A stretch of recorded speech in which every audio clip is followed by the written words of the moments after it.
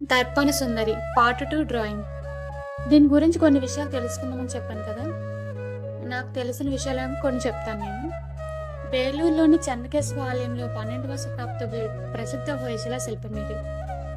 దీనిని అక్కడ హొయసల కింగ్ అయిన విష్ణువర్ధన 1117లో నిర్మించారు. ఈ స్కల్ప్చర్ అనేది లోపల భాగంలో ఉంటుందంట.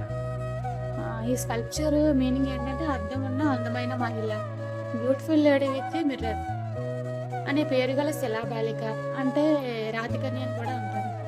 దీని మీనింగ్ ఏంటంటే అద్దంలోకి చూస్తూ నాట్యానికి రెడీ అవుతున్నట్లుగా ఒక ఎలిగెంట్ పోజ్లో ఉంటుంది.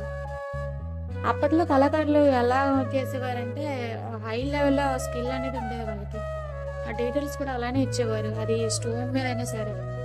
స్టోన్ మీద పర్ఫెక్ట్గా చిన్న చిన్న డీటెయిల్స్ కూడా చెక్కడం అంటే అంత ఈజీ ఏం కాదు, చాలా కష్టం.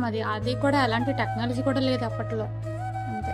అలానే ఈ దర్పణ సుందరి స్కల్ప్చర్ని కర్ణాటక ద్రవిడ ఆర్కిటెక్చరల్ స్టైల్కి ఒక ప్రైమ్ ఎగ్జాంపుల్గా కూడా చెప్తారు.